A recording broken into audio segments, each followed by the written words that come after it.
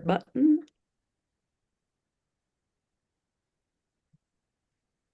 Okay, does that look good?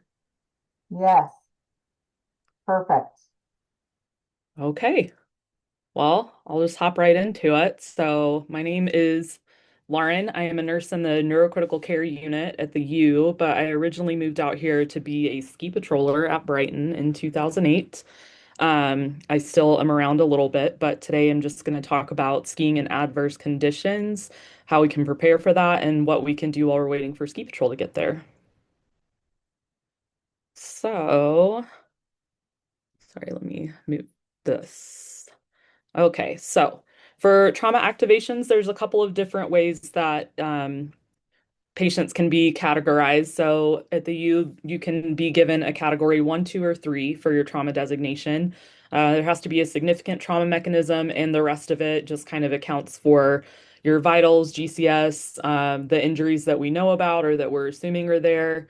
And then after you're categorized, patients can get an incident severity scale assigned to them. And that's just a numerical scale, 0 to 75. It looks at several different body systems and kind of gives points for the severity of injury to that body system. And that just allows us to see kind of what the severity is. So you'll see some of those numbers in this next slide. So these are the stats for 2024 and 2025. There were 11 Trauma One activations during the ski season, and the average ISS was 26. 71 Trauma 2 activations with an average ISS of 12.4. Here's kind of a list of some of the Trauma 1 injuries that we saw that ski season. So a lot of intracranial hemorrhage, TBI, some spinal cord injuries, a traumatic amputation at the knee, fractures, and internal organ damage as well.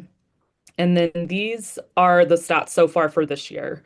So far, we have had 9 trauma 1s. Of those nine, five of them have resulted in death, and two of them were complete paraplegic spinal cord injuries. We've had 67 trauma 2s, and this was as of about a week ago. The ISS data is not available for those yet, but you can see a little bit of a difference given that we still have, a solid month of ski season left, and our numbers are pretty comparable to what they were last year. It was noted that this is a little bit younger of a population that we've been having these trauma 1s and significant injuries in this year. So I think the age range I was seeing was about 19 years old to 36 years old. So pretty young folks. And the most common mechanism was skier versus tree. Okay, so I'm going to play this video. This is from the National Ski Areas Association. It's kind of like a safety campaign. It goes through a short story of a family and their specific experience, and they have now partnered with NSAA to just promote safety while skiing. Let me get to.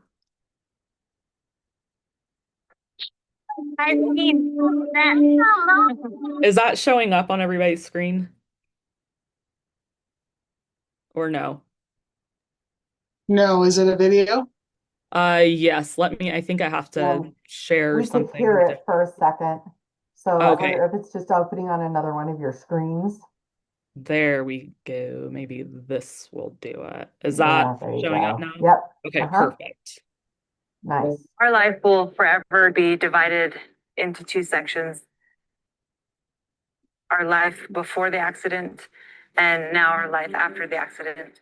Hey, come to dad. Elise was 5.5. Hey, I remember Lauren, like it it's was not, yesterday, just being it's up like there it, with her and how I excited don't she know if the video froze. Oh, is We could see the screen with the video on it, but it's not expanding. There you go. Maybe, well, maybe. can you see the little video? Yeah. If Hit I play and hit, let's see if it works. There we go. oh, sorry, it's not Kelly and today. Elise No, it's went okay. skiing a little bit on their own that day.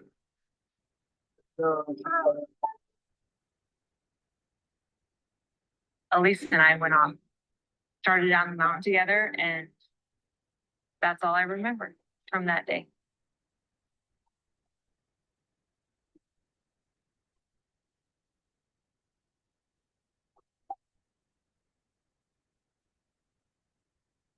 friend came running up the parking lot to find me and said, "There's been an accident.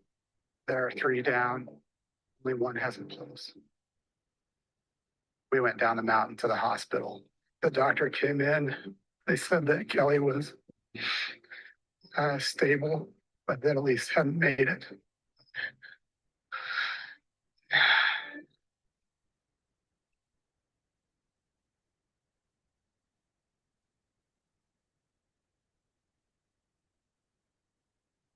I just can't describe the instant grief.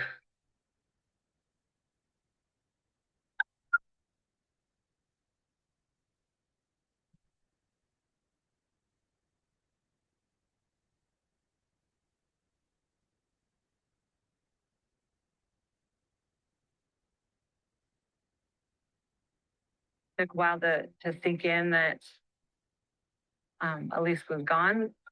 My anger towards the snowboarder kind of came and went relatively quickly. That it truly was an accident and is an accident that could have been prevented. I would just like to raise the awareness of the consequences of being reckless and being out of control. Realize that you're not the only rider on the mountain. The Johnsons continue to ski and ride as a family to this day. They and ski areas across the country are committed to preventing tragedies like this from ever happening again. To do this, we need your help. Every time you ski or ride, be ready.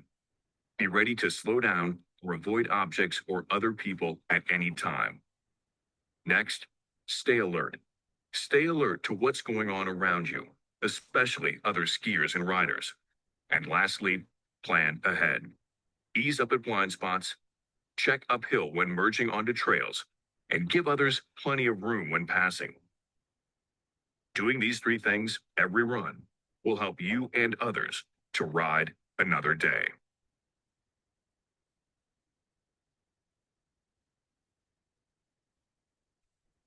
Okay. So now I have to get back. I'm going to try to share my other screen again.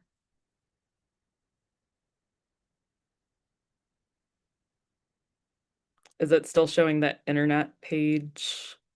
Yeah, Okay, let's see.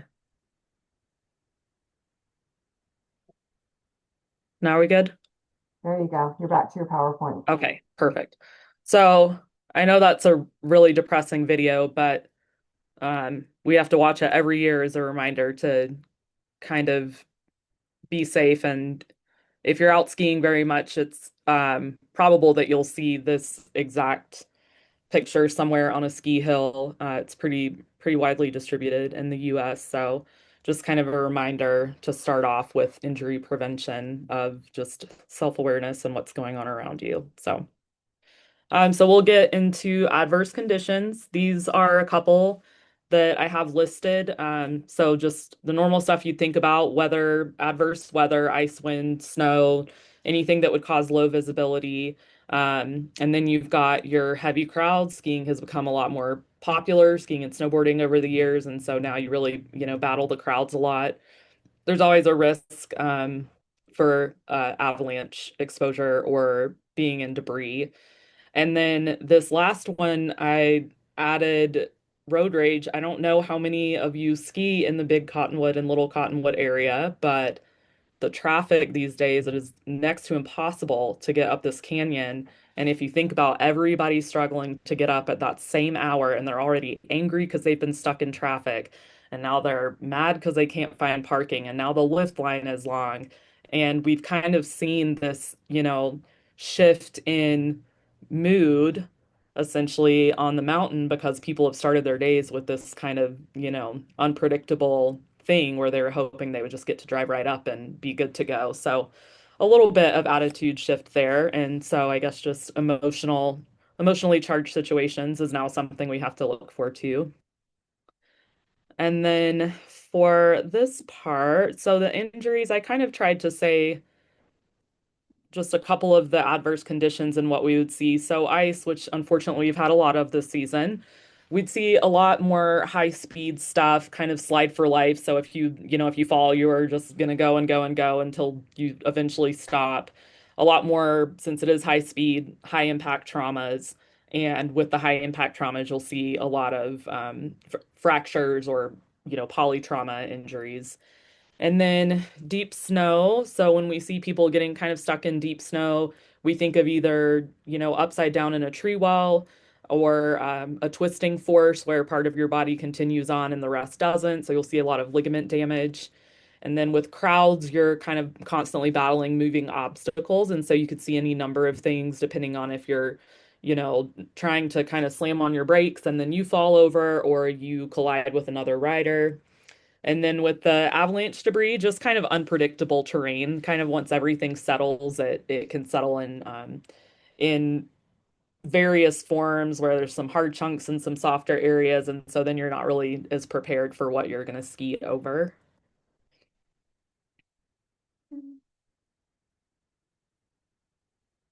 Okay, so we have how to prepare.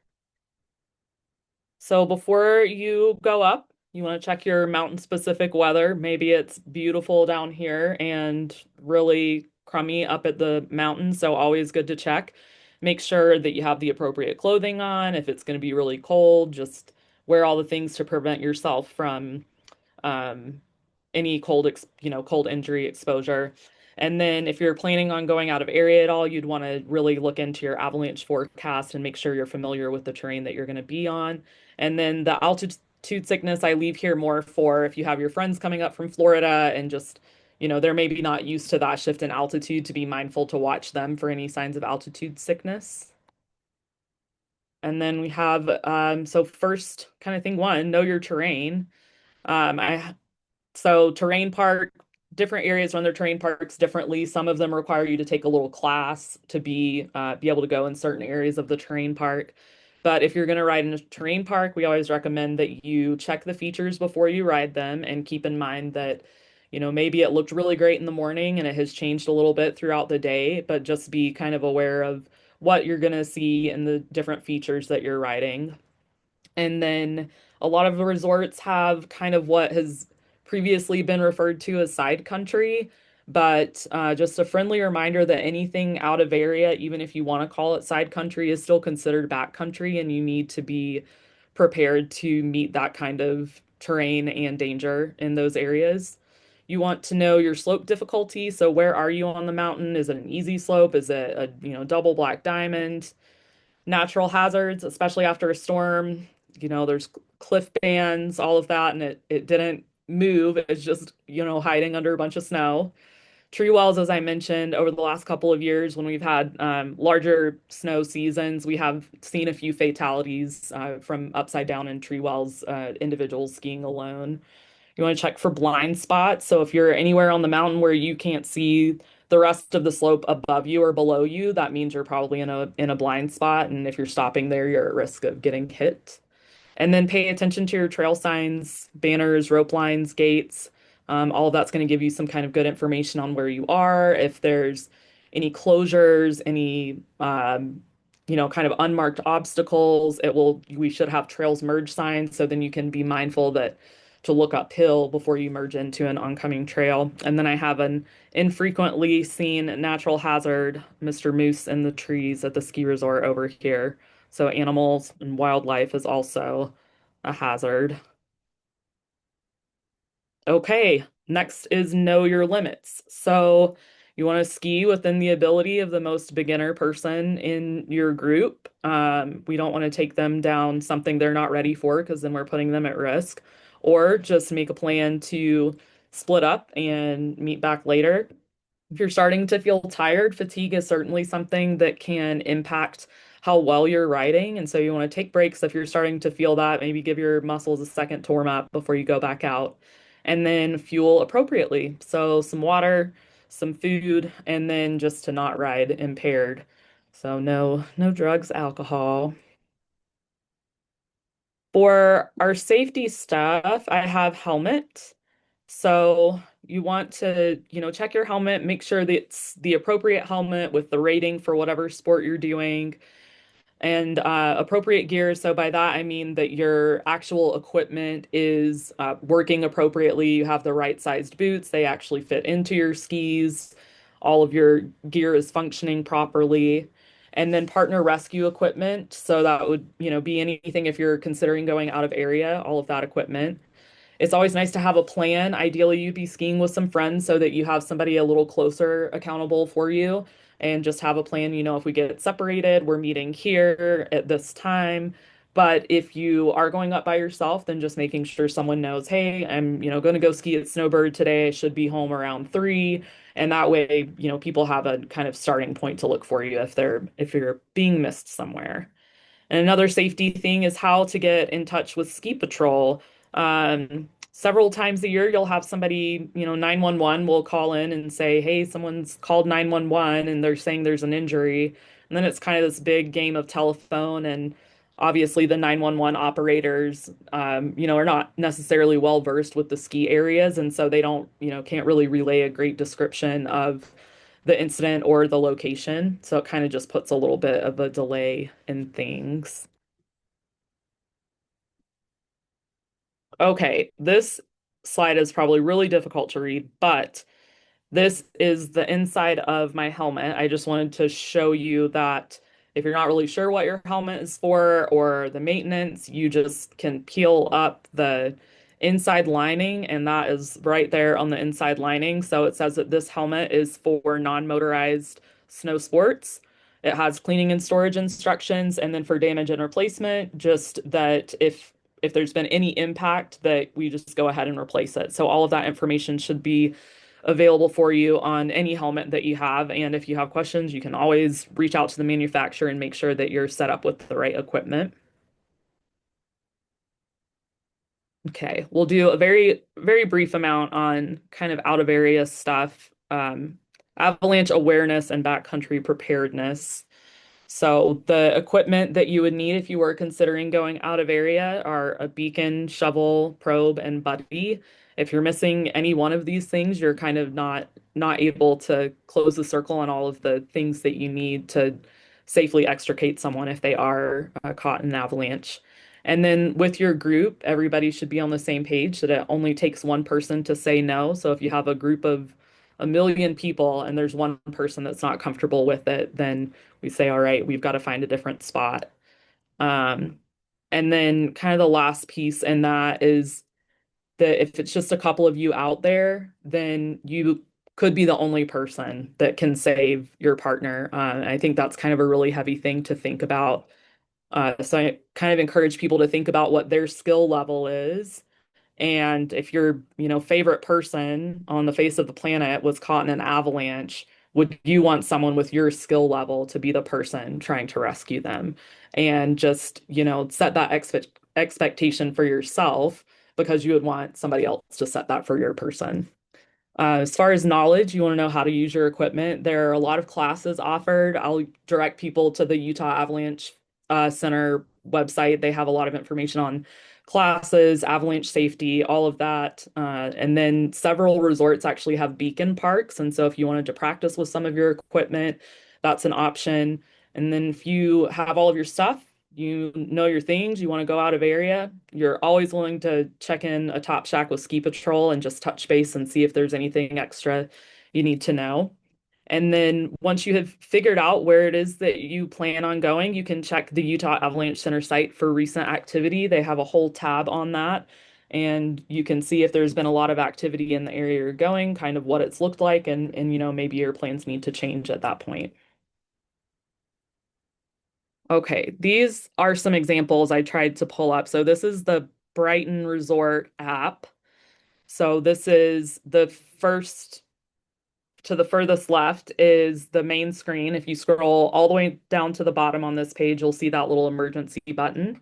If you hit that one, it takes you to the next slide where you would go on to and hit the on slope injuries, which then automatically places your latitude and longitude. And you can hit the SOS button so that even if you aren't 100% sure where you are, that should give us some kind of, idea of where to start looking for you.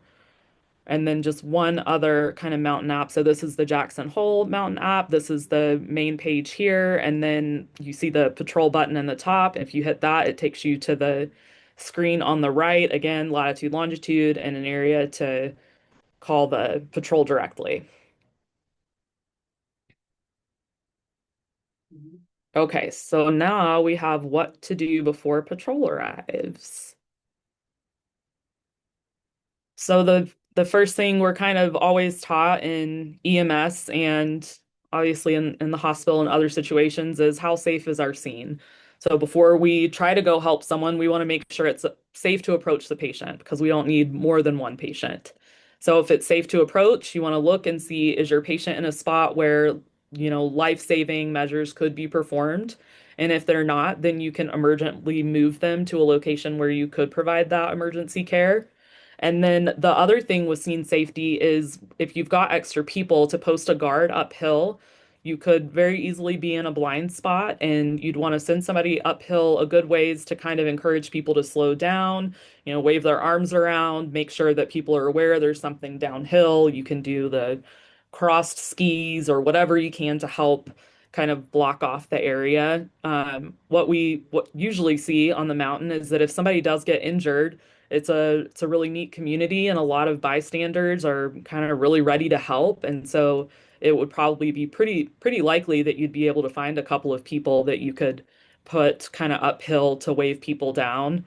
Another person on scene that might be really good for this job is a friend, family member that might be a little bit panicked. That population is sometimes they do a little bit better in the situation if you can kind of give them a task that helps them feel involved and like they're doing something to help instead of just, sitting there kind of staring and panicking. And then again, with the contacting ski patrol, you want to call patrol directly so as to not, delay anything by calling 911.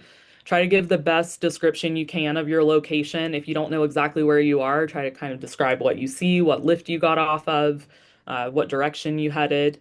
Really brief incident description, like the patient doesn't have a pulse, we're doing CPR, or there's a lot of blood, I'm not sure where it's coming from.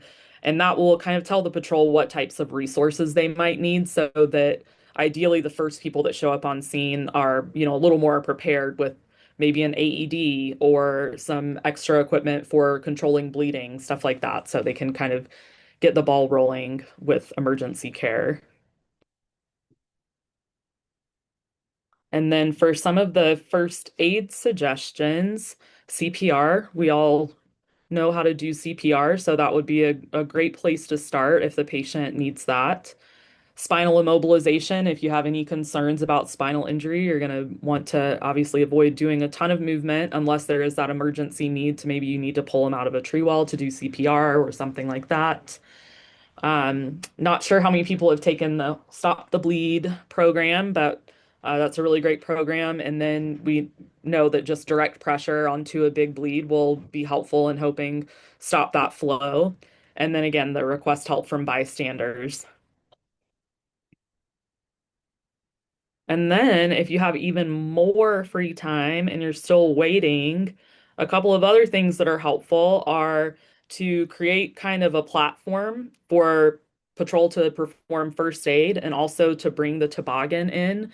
If this is maybe, in a really steep area or in kind of a treed area, sometimes it can be really difficult to get the toboggan to a good place where you're not having to kind of, pull the patient a, long distance or hold the toboggan at a really weird angle. And so creating kind of stomping out that platform with either your snowboard or your skis can be very helpful for just kind of expediting transport of these patients. If there's friends and family on scene and you have a chance to talk to them, if you can get, any super important medical history, like if they have, a heart disease or a medication that was really important that they forgot to take, something like that, that could be really helpful for patrol in the, immediate time frame. And then to prevent further heat loss, so the longer the patient's laying there, the more heat they're going to lose. And we all know how hypothermia kind of plays into that trauma triad of death. So that's a pretty important part there. If you see a lot of snow packed in their jacket, you can maybe try to clean some of the snow out of that or any of their other clothing. If you feel like the patient's maybe super cold and you've got a layer that you feel like you can safely spare, you can always cover them with another jacket. And then for support, we still, we all get excited about trying to save the patient, but maybe that patient needs just somebody dedicated to talk to them, kind of tell them what's going on, everything's okay, patrol's on the way, and the family might need that support as well. Well, I finished that a lot quicker than I thought I would. Are there any questions, or can I expand on anything? That's all right. That was perfect. And Lauren, I'm that was excited. awesome. I do have Oh, a thanks. question. Yeah. That was just awesome. Oh, thanks. I'm wondering, like, how inside the ski resorts themselves, does Mhm. it have any advertising around the apps so that people know that they can use their phone to get a hold of Ski Patrol really quickly? That is a really great question. I would think I have not ever seen advertising on the mountain for that. There are sometimes there'll be like little info boards, like whiteboards at the base of the mountain that may have some information on it.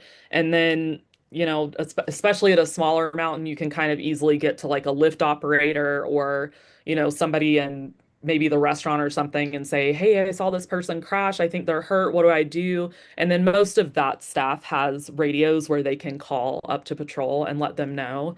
But I'm not aware of any formal advertising for the ski patrol numbers. Okay. It's been a minute since I've skied, downhill skied. Oh So boy. that's just brilliant though, because I wouldn't have thought to use my app. Honestly, I would have skied down to find someone. Yeah. So, but it tracks your latitude and longitude. Just if as long as you Yeah. have your, that's awesome. I Yeah. So okay. we have actually one of an individual that was found. It was unfortunately a fatality, but the individual had not come home at the expected time, and the spouse had the like share my location thing and was able Mm. to send the location to patrol. And that pin was directly on top of that location. So, I think a lot of us were actually pretty shocked how well it worked. And I think where we're seeing this kind of shift in technology and a lot of people have their phones and know how to use their maps apps. I do not, but a lot of people do know. And so a lot of resorts are kind of trying to incorporate that a little bit more, where you could use your exact location or drop a pin in your maps and have that kind of help direct patrol towards you. Awesome. I love it. And do you just find out that information then like on the ski resort's website, or where would you go? A Um, lot of our audience ends up being from out of town. So if they're coming in here as a visitor, where would they yeah. go to find that? No, I think online is a great option because I don't think every mountain is going to have an app, and it may not be super user friendly or very intuitive on, where to go. I'm not really familiar with either of these apps, honestly. I just knew that both of them had that option, so I kind of had to look around, and fortunately, all of that information was very visible.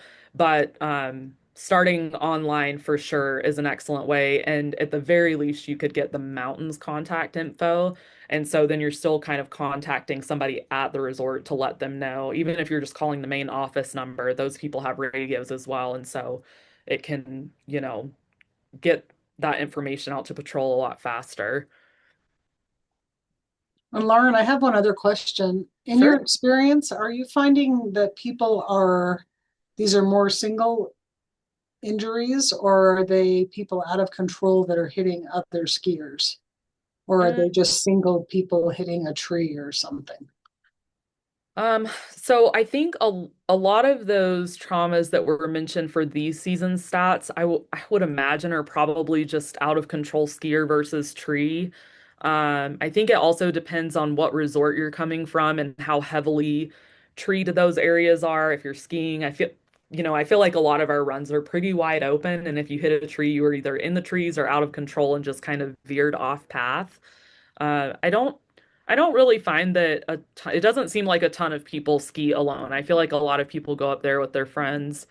Um, So hopefully there's somebody around, and if not, the resort's always busy enough that somebody's nearby. But I don't feel like we see tons and tons of skier versus snowboarder collisions. It seems more like a fall or a run into an obstacle, um, or something like that. Hmm. Is there anything else? I didn't mean to finish that fast. I'm a little shocked. Oh, that's all right. All And right, I'm well, I have excited. We'll get this shared on our YouTube channel too for perfect. others. Well, I Yeah. have one last slide. This is my Okay. fun fact, and a wise friend told me this, that if you say woohoo while you're skiing, it makes you a lot happier. And I have tried it many times and it's worked every time. So just go woohoo, and it's going to be a lot more exciting. Hmm. All right, Hey, that's all I have. Laura, you did great. Awesome, Thank you thanks. so much. Thank And you. Yeah, thank thank you. your coworker that's helping with your patients. Oh, I That's will. so nice of them to help you out and cover and Yes, um it was very, very nice. I will have to buy her a gluten-free treat because she is gluten-free. all So right. I'll research our best gluten-free spots. Very nice. And Alex, thank you for joining us. I'm glad you found us. And we'll get this out to everybody else, so they can at least view the recording. Okay, So thank perfect. you so Yeah, much. thank you guys. Thanks for the invitation. I You. appreciate it. Yeah, thank you. All right, bye.